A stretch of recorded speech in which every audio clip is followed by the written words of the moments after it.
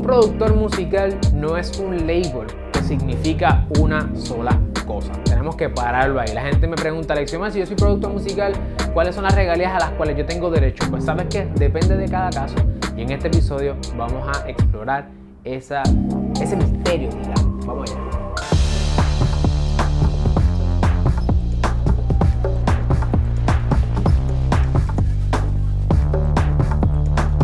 En la década de los 60 en los Estados Unidos surgió un contexto particular donde con la llegada, ¿verdad?, el crecimiento de los estudios de música, las disqueras, esta gente contrataban a unas personas para que facilitaran el proceso de creación de una interpretación, de un fonograma. No es fácil bregar con toda esa tecnología en ese momento análoga, cómo sonaba el estudio, cómo la persona podía llegar allí de manera sencilla, capturar, le costaba muchísimo en cintas y todo eso, capturar la interpretación, y esas personas se le conocían como productores musicales.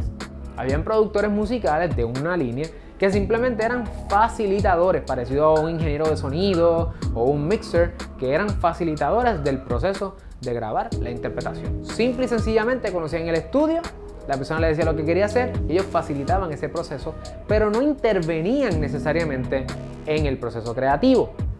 Ahora, habían otros productores que tenían su manera de ver el mundo y que también eran personas creativas y que querían impactar, digamos, poner su huella en ese proceso de grabación, y comenzaban a dar opiniones. Oye, ¿por qué no haces esto? Oye, ¿por qué no añades esto otro? Comenzaron en esa dinámica del estudio a quizás añadir cosas en la composición, o quizás eran músicos y podían interpretar muy bien el piano, la guitarra, el bajo, y participaban de la grabación de sonido. Y esos productores musicales no eran los productores tradicionales, porque no solamente facilitaban, sino que creaban. En la época actual ocurre lo mismo.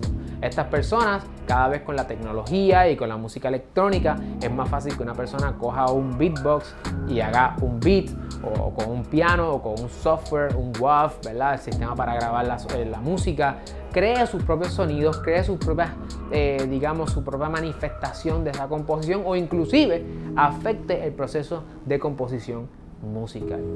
Y esas personas, dependiendo dónde estén metiendo la mano, entonces es que comienzan a, intervenir ya sea en la composición o el máster, y cada vez que se interviene en una de las dos, ¿qué pasa? Se comienzan a generar derechos y por lo tanto tienes derecho a recolectar regalías.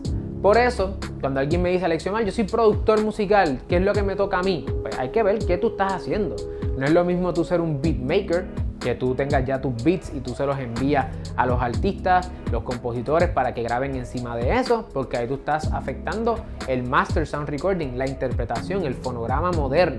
Eso es distinto a que si, por ejemplo, tú, simplemente tienes un estudio, alguien te paga, te hace firmar un work for hire y tú facilitas el proceso. Es importante entonces que como productor estés consciente si lo que tú estás haciendo interviene o afecta la composición musical, el máster o las dos cosas. Y en todo escenario debes evaluar que no exista, o si existe, un split sheet, hoja de reparto de las que hemos hablado en el pasado, o un contrato de work for hire.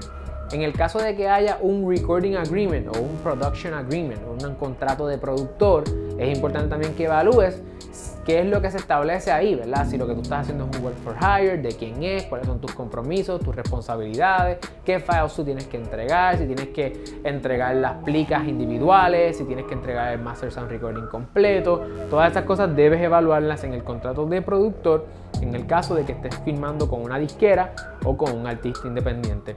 Ahí también viene la cuestión del letter of direction, que es que cuando un productor trabaja con un artista y ese artista está firmado con una disquera, el productor en muchas ocasiones pide que le paguen regalías, ¿verdad? En ese caso, los productores en los Estados Unidos cobran entre un 4 a un 8% de las regalías que genera el máster. ¿Okay? En esos escenarios, 4 a 8% de las regalías que genera el máster, y necesita hacer firmar al artista lo que se llama un letter of direction o una carta de dirección, para asegurarse de que antes que le paguen al artista, que le paguen a él su porcentaje, porque en muchas ocasiones los artistas firman contratos que incluyen adelantos y no van a ver dinero por un buen tiempo, si en algún día. Así que si tú eres productor musical, asegúrate de conocer, ¿verdad?, cuáles son tus derechos dependiendo del trabajo que estás haciendo. No es lo mismo trabajar con un artista independiente que con un artista firmado con una disquera. Lee todo, mira a ver que no hay un work for hire, y si lo hay, asegúrate de negociar ese contrato y ese adelanto, esa paga de manera, ¿verdad?, competente para asegurar, ¿verdad?, tus habichuelas, tu dinero en la industria musical.